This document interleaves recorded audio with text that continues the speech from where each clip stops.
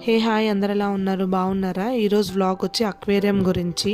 ఇప్పుడు మనం వెళ్ళేది ఓల్డ్ దోహా పోర్ట్లో ఉండే అక్వేరియం దగ్గరికి వెళ్తున్నాం అనమాట.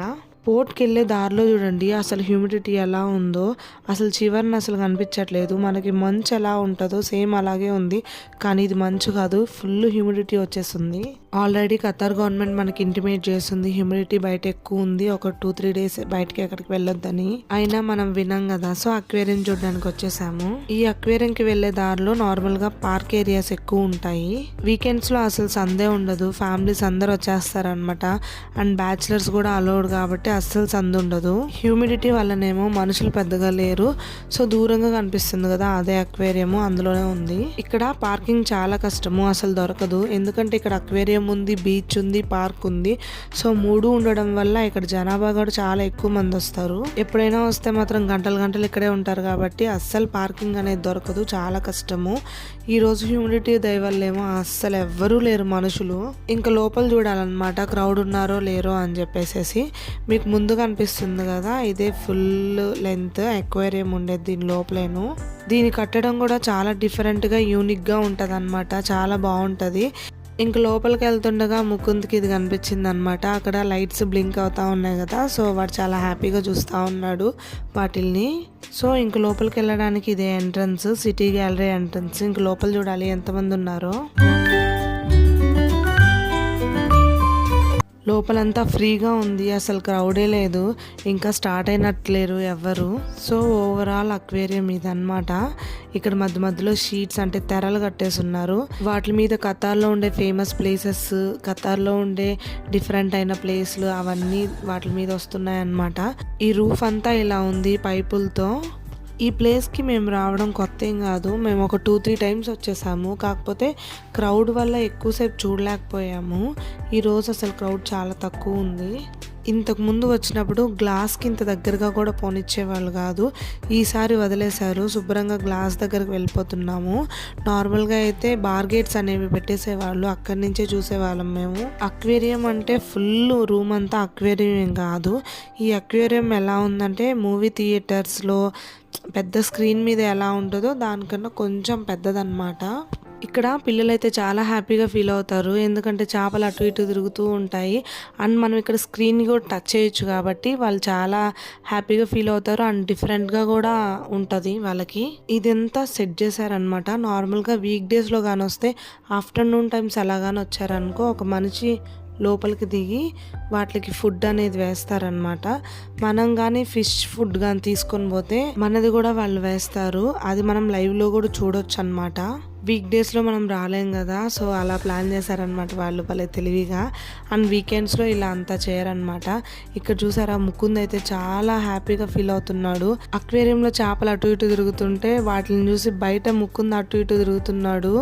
తనకి చాలా డిఫరెంట్గా ఉంది అండ్ తనకు విచిత్రంగా కూడా ఉండొచ్చు మేబీ. ఆ చేపలు పైకి వెళ్ళిపోతున్నాయని వాళ్ళ డాడీకి చెప్తా ఉన్నాడు, ఆగమని చెప్పు డాడీ అని చెప్పేసేసి. అండ్ ఇక్కడ చూస్తున్నారా, ఇక్కడ గ్రూప్ ఆఫ్ చేపలు, ఆ చేపలే అటు ఇటు తిరుగుతున్నాయి ఎక్కువగాను. అండ్ మీరు ఒకటి గమనించారా, ఇక్కడ ఫ్లోర్ మీద ఇలా డిఫరెంట్గా లైట్స్ ఉండడము, ఇలా డిఫరెంట్గా ఉండడం చాలా బాగా అనిపించింది అనమాట. ఇవి కలర్స్ కూడా చేంజ్ అవుతా ఉన్నాయి. ఫస్ట్ ముకుంద్ కొంచెం భయపడ్డాడు ఏంటిది అని చెప్పేసి. వన్స్ మేము ఎంటర్ అయ్యాక ఇంకా తను ఇంకా అక్కడి నుంచి రావట్లేదు అనమాట. ఫస్ట్ అక్వేరియం చూసి అక్కడి నుంచి రాలేదు, నెక్స్ట్ వచ్చి ఈ లైట్స్ని చూసి అస్సలు రావట్లేదు. వాళ్ళ డాడీ అక్వేరియం చూస్తుంటే పిలుచుకొని వచ్చి మరీ ఆడిపిస్తూ ఉన్నాడు. ఇది టోటల్ వ్యూ అన్నమాట. ఈ చివరి నుంచి ఆ చివరి దాకా ఫుల్ ఒక పెద్ద రూమ్లో అక్వేరియంని వీళ్ళు సెట్ చేశారు, చాలా బాగా సెట్ చేశారు. ఇందులోపల చిన్న చిన్న చేపలతో పాటు షార్క్ పిల్లలు కూడా వేస్తున్నారనమాట. ఆ చేపలు కూడా పైన ఉన్నాయి. ఇంతకుముందు లోపలకు కూడా పోనిచ్చేవారు, అంటే లోపల అక్వేరియం లోపలకు కూడాను, అంటే వాటర్లోకి కాదు అటు సైడ్కి పంపించేవాళ్ళు. ఇప్పుడు ఆపేసేసారు. పైన స్టార్ ఫిష్ ఇంకా చాలా ఫిష్లు ఉంటాయి అన్నమాట, కానీ ఇప్పుడు ఏందో ఎంట్రన్స్ క్లోజ్ చేశారు. వీటి మీద ఖతార్లో ఉండే స్టేడియంస్ వేస్తున్నారు అనమాట, ఫొటోస్. ఒక్కొక్క స్టేడియము అండ్ ఫేమస్ అయిన ప్లేస్లు అన్నీ వేస్తూ ఉన్నారు. ఇక్కడ చూసారా, ఈ ఫిష్ సర్రని ఎట్లా వెళ్ళిపోతుందో. అండ్ వీటిని చూస్తున్నప్పుడు మనసు కూడా చాలా ప్రశాంతంగా ఉంది. ఈ రోజు క్రౌడ్ చాలా తక్కువగా ఉంది. అక్కడ చూస్తున్నారో లోపల కొంచెం కట్టడం లాగా ఉంది కదా, ఇంతకుముందు లోపలికి పోనిచ్చేవాళ్ళు. ఇప్పుడు మేబీ సెక్యూరిటీ రీజన్స్ వల్ల ఆపేశారంట. మేము అడిగాము. వీళ్ళు రూల్స్ ఎప్పుడు మారుస్తారో అస్సలు అర్థం కాదు. రాత్రికి రాత్రి రూల్స్ మార్చేస్తారు. సో మనం కొంచెం జాగ్రత్తగా ఉండాలా ఇలాంటి దేశాల్లో ఉన్నప్పుడు. నాకు తెలిసి మన దేశంలో ఉన్నంత ఫ్రీడమ్ ఇంకా ఏ దేశంలో ఉండదు. ఎప్పటికీ మన దేశం గ్రేటేను, ఎందుకంటే అంత ఫ్రీడమ్ ఉంది మన దేశంలో. మనకి అది ఎప్పుడు తెలుస్తుంది అంటే మనం ఇంకో దేశంలో ఉన్నప్పుడు, లేకపోతే వాటి రూల్స్ మనకు అర్థమైనప్పుడే మన దేశం విలువ అనేది మనకు తెలుస్తుంది. ఎనీవే ఇండియా ఈజ్ గ్రేట్ అన్నమాట. ఈ చేపలు భలే తిరుగుతూ ఉన్నాయి పైకి కిందకి అటు ఇటు.